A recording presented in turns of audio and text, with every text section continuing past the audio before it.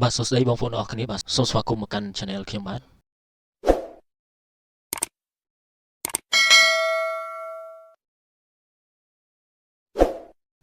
ថ្ងៃនេះខ្ញុំចង់ចែករំលែកទៅកាន់បងប្អូនបាទអំពីការលុបនៅ file ដែលបាទគេហៅថាអត់បានការនៅក្នុងកុំព្យូទ័ររបស់យើងអញ្ចឹងសូមកុំឲ្យខាតពេលយូរតាបងប្អូនទៅអនុវត្តទាំងអស់គ្នាបាទយើងចូលមកកាន់កុំព្យូទ័រយើងមកបន្ទាប់មកបងប្អូនបាទចុចនៅបាទ key បាទ key start របស់យើងរបស់ keyboard ហ្នឹងបងប្អូនបាទចុច key start ហ្នឹងហើយយើងចុចបូកជាមួយនឹងអក្សរ O បាទ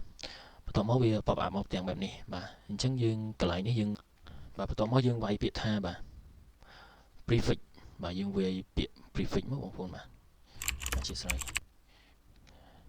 បាទយើងវាយថា copy មកវា load មកទៅបាទវា load មកហើយអញ្ចឹងបងប្អូនបាទចុចលើនឹងមកហើយបន្ទាប់មកបងប្អូនចុច OK បាទវា load pop up មកបាទគឺសិតតែ file ដែលបាទគេហៅ file អត់បានការដែលវានៅចង្អៀតបាទជាមួយ 3D របស់យើងអញ្ចឹងយើងបាទคลิกលើនឹងមួយមកយើង Control A មកដើម្បី select all ហើយបន្ទាប់មកបាទយើងចុច key delete តែម្ដងបងប្អូនបាទឬក៏យើង mouse ស្ដាំបាទយើងចុចពាក្យ delete នេះបាទ file នេះបើសិនជាលុបអត់បានទេបងប្អូនបាទ skip វាចោលទៅបាទនេះជាចំណុចទី1សម្រាប់ចំណុចទី2បាទបងប្អូនបាទខ្វែងវាវិញមកហើយចូលបាទយើង start ជាមួយនឹងអក្សរ R ដដែលបាទយើងវាយពាក្យបាទ temp ពាក្យ temp យើងវាយ TM ចេញមក temp បាទយើង OK មកបងប្អូនបាទហើយបន្ទាប់មកវា load មកបែបនេះបាទយើង select all ទៅ Control A ទៅបាទយើងចុច key delete មួយបាទហើយនេះ file ដែលអត់អាច delete បានបាទយើង skip វាទៅបាទចាំមើល 3D របស់ខ្ញុំពេលលុបហើយវា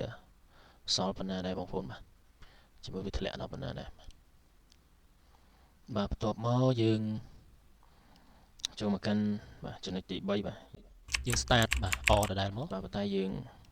បន្ថែមកន្លែងនេះបាទជាសញ្ញាភាគរយមួយបងប្អូនបាទនេះឃើញវាភាគរយនេះវា load មកចេះបាទយើងចុចលើនឹងមកអូខេបាទអញ្ចឹង file វាច្រើនណាស់នឹងវាអត់ពាក់ព័ន្ធជាមួយនឹងការប្រើប្រាស់ទេបងប្អូនបាទអញ្ចឹងយើង select បាទអធិស្ឋានបាទយើង Control A មកបាទយើងចុច click mouse ស្ដាំយើង delete បាទនេះសិតសឹងតែជាបាទ file ដែលយើងបានធ្លាប់លុបធ្លាប់អីទៅវាជាប់នៅនឹងបងប្អូនបាទហើយសល់បានគឺ file ដែលប្រើប្រាស់នៅក្នុងបាទ 3D របស់យើងអញ្ចឹងយើង skip វាទៅបងប្អូនបាទរងចាំតិចបាទអូខេបងប្អូនបាទខ្ញុំសូម refresh បន្តិចបងប្អូនបាទអញ្ចឹងវីដេអូនេះបាទមានតែប៉ុណ្្នឹងសម្រាប់ចែករំលែកទៅកាន់បងប្អូនបាទសូមបងប្អូនជួយចុច Subscribe Channel ខ្ញុំបានម្ដងមួយដើម្បីទទួលបានបាទវីដេអូថ្មីៗបន្ថែមទៀតបាទសូមអរគុណសូមគោរពលាបាទជួបគ្នានៅវីដេអូក្រោយ